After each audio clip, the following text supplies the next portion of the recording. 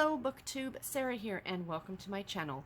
Today I'm coming to you with my weekly reviews for June the 1st through the 7th of 2019. So it's not new. I mean, I do this every week in my weekly reads, but if you didn't see my weekly or my Friday reads yesterday, essentially what I've done is taken my weekly reads videos and split them into two videos. So on my Friday reads, you're going to see what I'm currently reading, what I'm going to be reading over the weekend, and on my on these videos are just going to be me going through all the books that I read over the course of the week.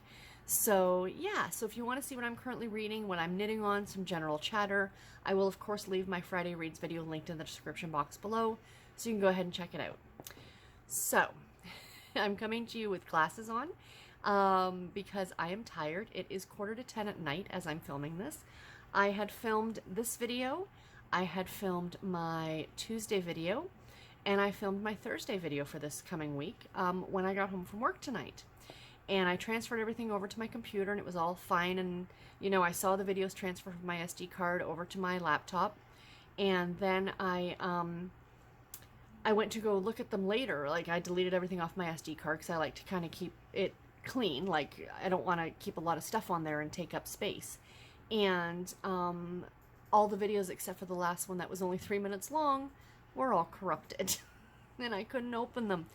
I had a bit of a meltdown. I was really upset, and I thought, okay, you know what, I'm just gonna take it easy for the rest of the night. I am going to, you know, I'll worry about filming these tomorrow.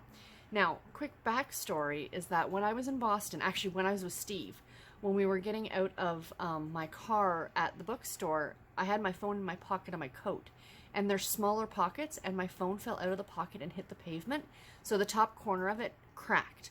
And the crack is actually starting to get worse, and I've noticed that the phone is not acting like it's just, there's obviously the crack in the screen is doing something to, you know, when I try and type or stuff like that. I don't think it messed up the SD card itself. I think that was probably another error. But I do have a free crack, if your screen gets cracked, I have a free fix of it because I pay for the payment protection, like the protection on my phone. Every month I pay extra just so it's, in case something happens to it, it's lost or stolen or damaged, I can get it repaired for or replaced for a smaller amount of money than buying out the phone, essentially. But this is just a free screen repair that I need to get done. So I thought, okay, I'm going to take it in tomorrow because I keep meaning to do it. Like, I've been back for a month now and I haven't taken it in yet. And I keep meaning to do it. And I said to Garrett, I got to take it in tomorrow. But I don't know how long they're going to have the phone. And this is what I film on. So I didn't want to be without it. So I wanted to get this, at least this video filmed tonight, and then the other ones, or the other one, because the last video seemed to be okay. I will film those, I'll film that one sometime over the course of the weekend. So anyway, all that being said, I'm tired. It's 9:45 at night, like I said. I've got my glasses on because my eyes are tired. I mean, I wear my glasses all day long, but you guys know I typically don't wear them in videos, only because of the glare, but we're just going to go with it. Because I am reading off my tablet. So, yeah.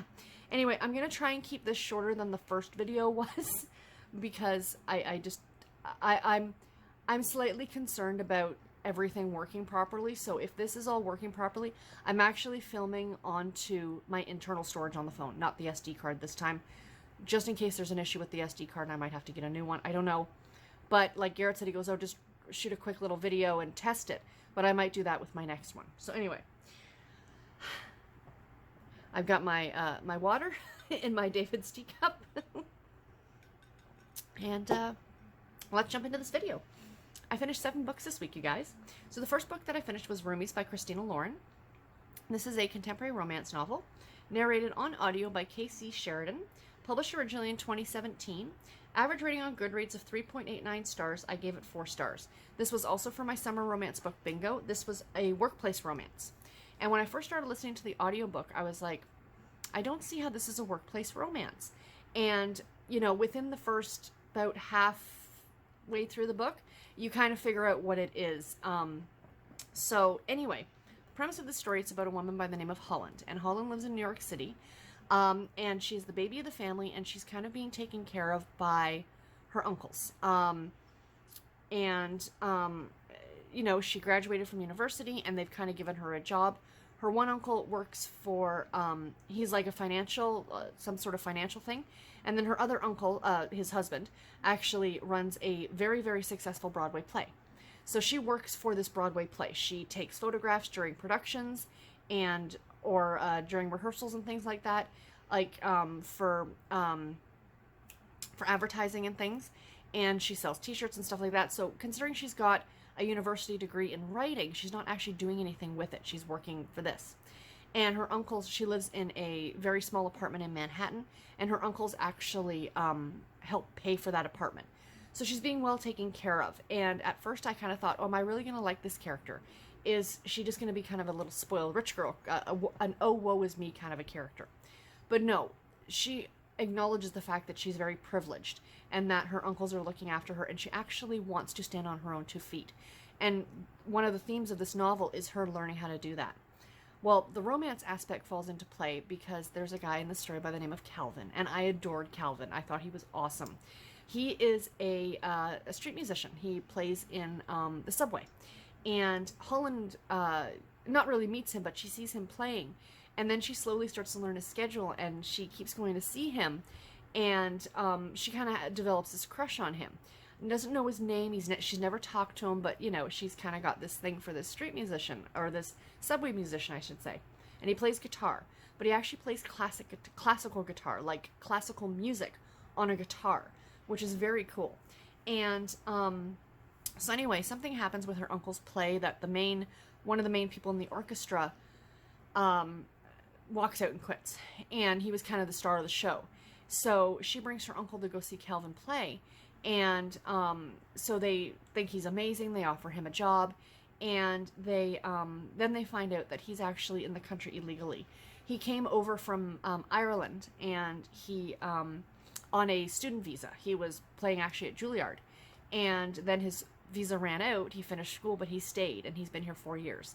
So in order to keep him in the country and let him be in this production, she agrees to, as it's not a fake marriage, it's a real marriage, but it's a marriage of convenience, that she marries him for a green card, essentially.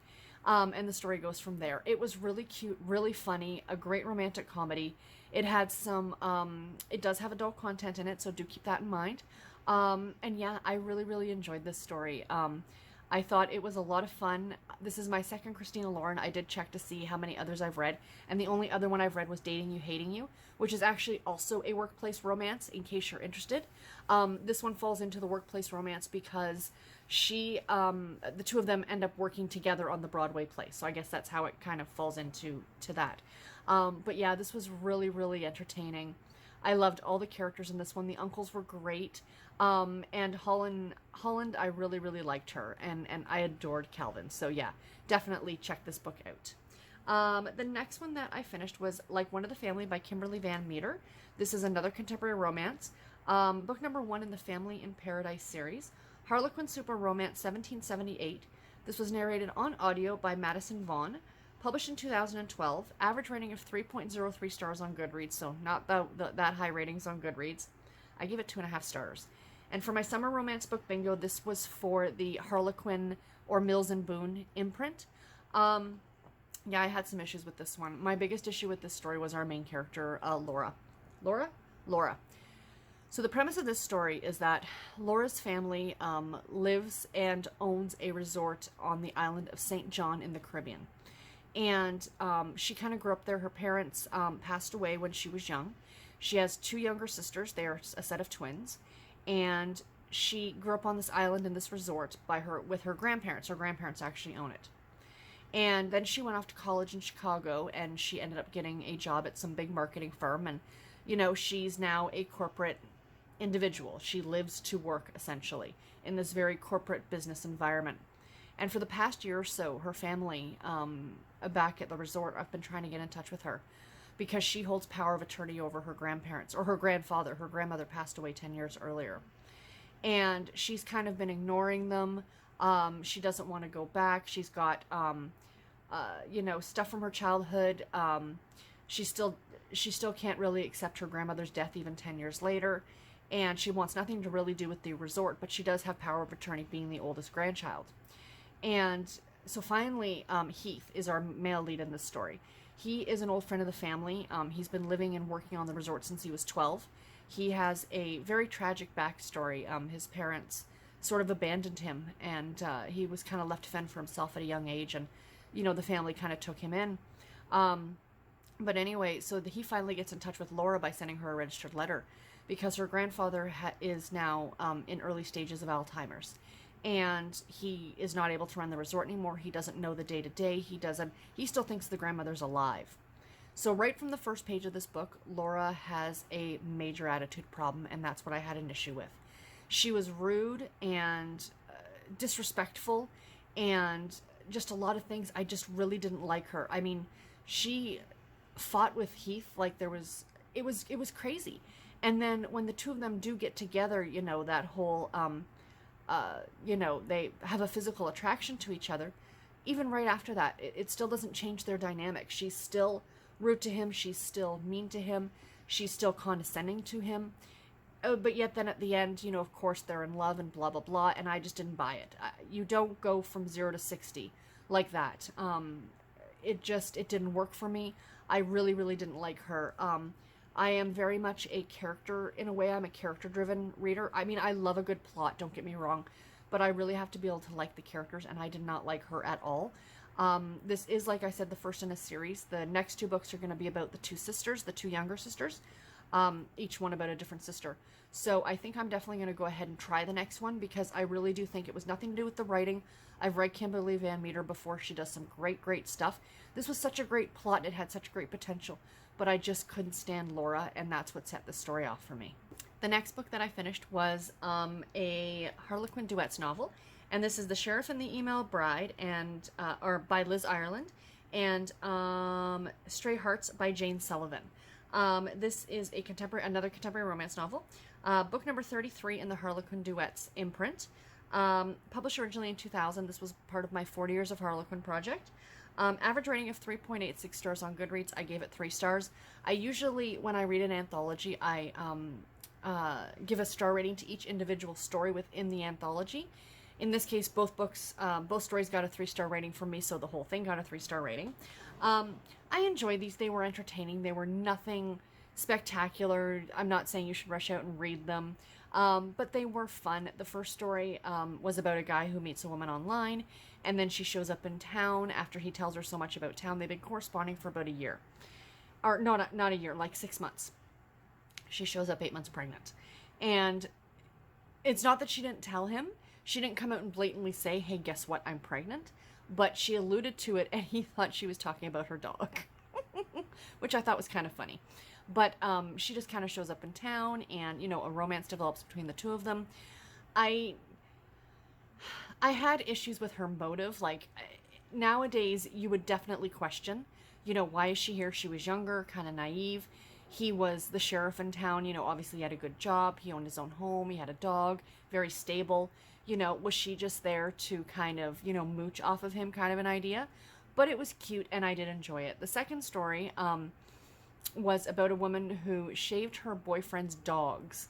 Like, she didn't hurt them, but she took them to the groomers and had them very badly shaved, and they were show dogs. So he took her to court for it, and she was given a $3,000 bill that she owed him, the ex-boyfriend. And she did this because he was cheating on her. So anyway, he says to her, listen, I'll waive the $3,000 if you would agree to do 100 hours of community service at this local animal shelter. But the thing is that she hates animals. So she ends up going to work for it, and she ends up falling for the local vet, the vet who works there. And it was a cute story, but I just, like, she didn't like animals, like, at all. I'm like, how can you not like animals at all? Like, not even a little bit. Not even like, oh, what a cute little puppy. You know, nothing. She wanted to be nowhere near them. Excuse me, I've got the hiccups. But, yeah, I mean, they were enjoyable. They were entertaining. But don't rush out and read them. Let's put it that way. The next book that I finished was Hot in Hellcat Canyon by Julie Ann Long. This is another contemporary romance. Book number 1 in the Hellcat Canyon series. Published originally in 2016. Average rating of 3.98 stars on Goodreads. I gave this one 4 stars. And this was our June pick for the Summer Romance Book Bingo, the group read. So, I really enjoyed this story, and I know a lot of you, I've been watching the thread, have been saying that you're enjoying it quite a bit too. This is a cute story about a woman by the name of Britt and a guy by the name of JT. And JT is a very, very famous TV actor, and he is in Hellcat Canyon, which is a small town in California, because he is going to be shooting a TV miniseries not far from town, but he's got some downtime, so he's decided to kind of lay low in this small town, and he meets Britt. So he's kind of dealing with this whole celebrity thing. Like, he used to be a very, very big celebrity, and now his star power is not quite where it used to be. And Britt is just living in this small town, kind of hiding out in a way, because she had a very bad experience with her ex-husband. And, you know, I don't want to get too much into all that. That will come up as the story goes, as you go through the story.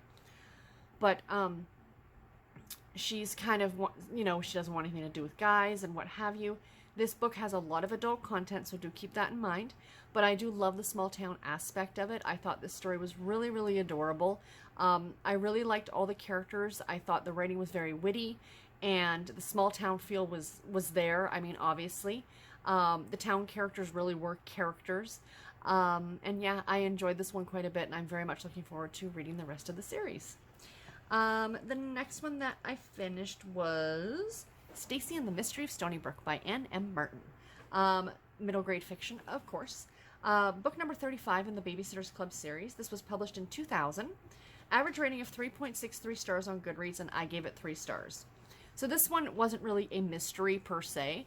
This was, the plot of this story is that one of the babysitting charge is Charlotte. She needs a sitter for the entire week, so she ends up staying with Stacey and her mother.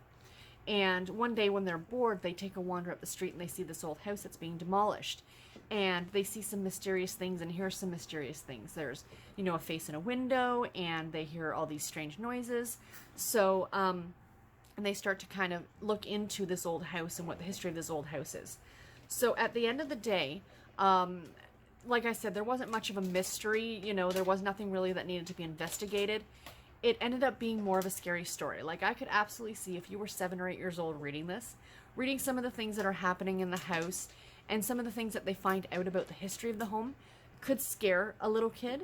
But, you know, it really wasn't much of a mystery, more of a scary story, but it was still cute, and I did enjoy it.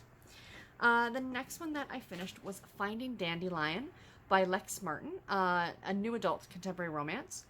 Book number 2 in the Dearest series, narrated on audio by Ariel de la Selle and Nelson Hobbs. This was published in 2014. Average rating of 4.12 stars on Goodreads. I gave this one 2.5 stars. I didn't like this one at all. I'm sorry. It had a couple things in it that I liked, but overall I did not enjoy this one. And I think what made me dislike it even more was the fact that I loved the first book so much. I was looking forward to enjoying this one just as much. But this one had some of the hallmarks that I consider to be typical in new adult romance. You have a absolute jerk-face main character, male. You have a female who is very naive, sorry guys, the camera just cut off for me to take my medication. For those of you who used to watch my vlogs, there's a throwback for you. So yeah, she's very naive, very young acting, you know, and the physical relationship seems to be the most important thing. Because if they're not doing it, they're talking about it. So yeah, the premise of this story is that Jax, who is the twin brother of Clementine from the first book, this is his romance with Danny, who is Clementine's roommate. And she's kind of, she's living far away from home. She's going to college in Boston, which is where Jax goes to school as well. It's 2 different colleges, though. One is Boston College, and I don't know what the other college is. But anyway, a lot of the beginning of this book is actually like a rehash of stuff that happened in the first book, which is really annoying, and I can't stand it when they do that. But then Danny's also dealing with the fact that her mother is very, very ill. And in this story, not to give too much of the plot away, spoiler alert, her mother ends up passing away towards the end of the book. And it's very sad, and that part of it was very well written, and I thought it was well done by the author. But there's a scene right after, like after her mother's funeral, where her and Jax are kind of, you know, hanging out, and she's obviously very upset and distraught. And he pretty much suggests to her, you know, let's wink, wink, nudge, nudge, go to bed. And she's like, yeah, okay. And I'm like, your mother just, you just buried her. You just. And it wasn't like it was a, okay, and off they go, and not, but no, they went into full detail of everything that happened. And I just found it in poor taste. I'm obviously not a fan of new adult. I was really hoping that this series was going to kind of turn my thoughts on new adult books. But I just find that they're just glorified adult content books. That's just me. They seem to have a lot of the same tropes. They seem to have a lot of the same characters. And I think that's what my biggest issue is with them. Yeah, I did not like this one at all. There is a third book in this series, I think called Kissing Madeline. I'm going to give it a try because I've already finished the first 2 books, so I might as well go ahead and read the third book. But yeah, I was really disappointed in this one. And the last book that I finished this week was Healing Dr. Alexander by Tracy Wolff, another contemporary romance novel, Harlequin Super Romance number 1781, published in 2012. Average rating of 4.32 stars on Goodreads, and I gave it 3.5 stars. For my summer romance book bingo, this was somebody in the medical field, or a medical romance, if you will, because our main character is a doctor. So he has been working for his name is Jack, and he has been working for a kind of a Doctors Without Borders type of idea in Africa.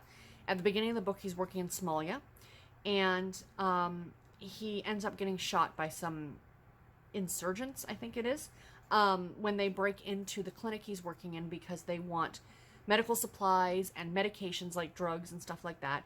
And he's literally wristed deep into some poor kid's leg trying to save his artery. It was an extremely graphic scene. If you don't do well with people talking about medical stuff like blood and guts and stuff like that, I suggest you maybe skip the prologue of this book. But, he's kind of like, I'm busy at the moment. I'll get back to you. And they shoot him. And so then the book flashes forward to the beginning, the first chapter starts off a few months later, and he's back stateside, and he's healing both emotionally and physically. So the premise of the story is that he ends up going to Atlanta to work in this clinic for people who don't have insurance. So he can help those who really need the medical care but can't afford it. And while he's there, he meets his next door neighbor named Sophie and her 2 young boys, and they kind of help him emotionally heal. And the one thing I want to point out about this book is that with a lot of the Harlequin imprints, they kind of have a specific formula that they need to follow. They tend to always be a certain page length. There are certain topics perhaps that they can't discuss, or there are certain adult content situations that they don't go there to. Like, you're not going to get the same, like the Blaze novels are always going to be more spicy than a super romance, for example, generally. Now, in this case, this is what I want to touch on, is that I noticed with this book, most of the time, with the Harlequin Super Romance books, you sometimes get like a shorter graphic love scene, but it's not overtly graphic. It still goes into a bit more description than the Behind Closed Doors, but it's nowhere near a Blaze novel, let's put it that way.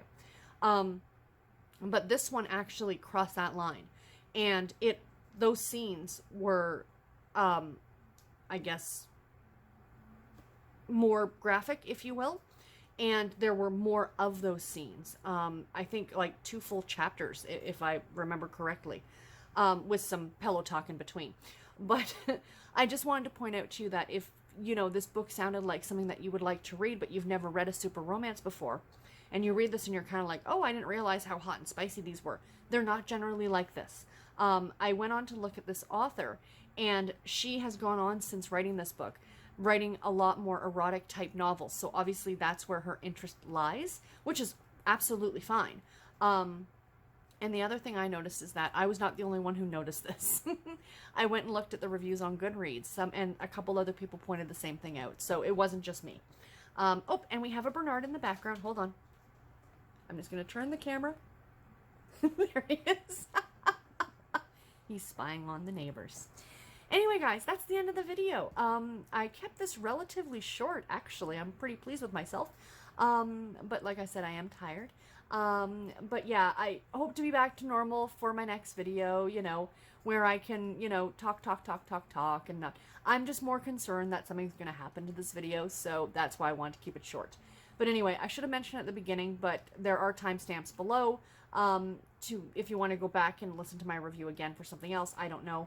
I'm going to I'll cover Mr. Bean. I'm sorry. I'll pop my bingo card up here real quick so you guys can see what 3 spots I've already filled. Yes, I did read the June group read, but I'm not counting it on the card just yet.